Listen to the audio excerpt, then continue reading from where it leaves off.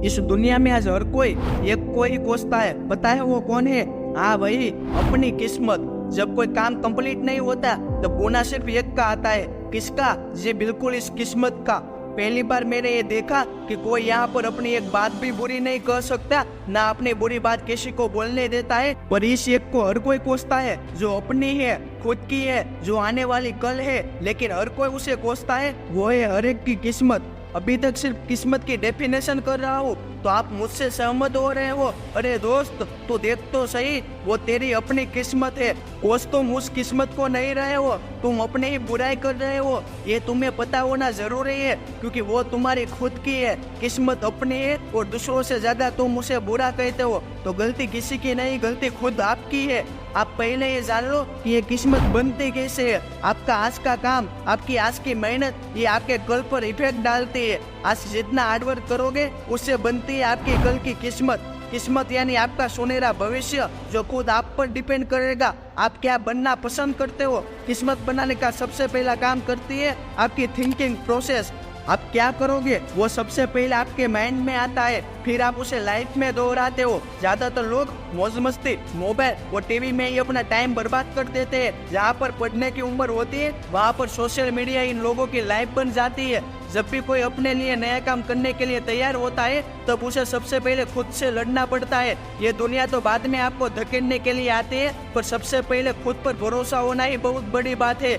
जिसे खुद अपने पर भरोसा नहीं, दुनिया उस पर क्या भरोसा करेगी? याद रखो कि ऐसा कोई भी काम नहीं जो आप नहीं कर सकते।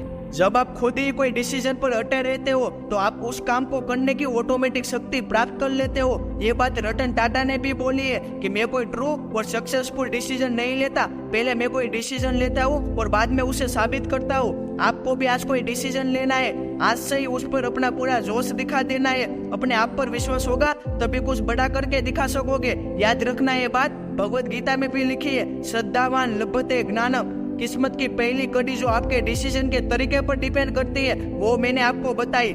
अब सबसे इम्पोर्टेंट, आपकी किस्मत डिपेंड करेगी आपकी कार्यशैली पर, यानी आपकी हार्डवर्क और फेलियर का स्टेमिना देखा जाएगा। गोल कोई भी बना लेता है, लेकिन उस पर काम करने वाले कितने लोग आपको मिले? आज एक पेन और कागज लो, ऊपर अपना गोल लिखो और बाद में उसे करने की प्लानिंग से पूरा पेज लिखो। आपको क्या और कहाँ पर क्या करना पड़ेगा जिससे ये कंप्लीट होगा, उस हर एक पॉइंट को लिखो जो आपको सफलता हासिल कराए। पेज के अंत में लिखो, I crack it, I completed. अब आपके पास पूरा रास्ता है, बाकी है आपका मैदान में उतरना। जीतना आपको है तो लड़ना भी आपको ही पड़ेगा। कोई कितना भी आपको मदद कर ले, लेकिन जब तक आप खुद से डटे नहीं रहोगे, तब तक आपको कोई बदल नहीं पाएगा। मैदान में सैनिक जीत की आशा तब तक रखते हैं जब तक सेनापति मैदान में हो। जैसे सेनापति टूट जाए तो लाखों सैनिक पर ऑटोमेटिक इफेक्ट पड़ेगा। वैसे ही एक दिन का काम पर आपकी कल की किस्मत आधारित रहेगी। आपकी किस्मत खुद आप पर डिपेंड करती है, तो आप उस पर कैसे डिपेंडेंट हो? मैंने आपको यहाँ पर 3 बातें बताई। पहली, आपकी थिंकिंग प्रोसेस, जिस पर आपकी किस्मत सबसे ज्यादा डिपेंड करेगी कि आप अपने लिए क्या करना चाहते हो। दूसरा, प्लानिंग, और तीसरा, हार्डवर्क, जो आपका लक्ष्य मांगता है। सीधी सी बात है, लक्ष्य अगर आसमान में जाने का है तो सीढ़ियां गिनने में नहीं, बनाने में ध्यान देना होगा।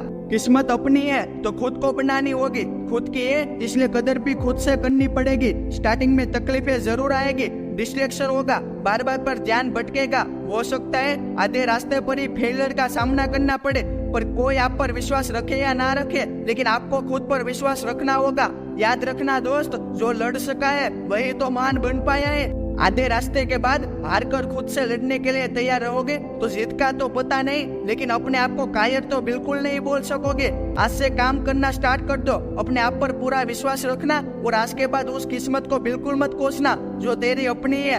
आप में जो करने की काबिलियत है वो इस कंपटीशन के युग में ज्यादातर लोगों के पास नहीं है। इसलिए जब तक किस्मत की बात आए तो आज के बाद कभी उसे झुकाकर मत देखना।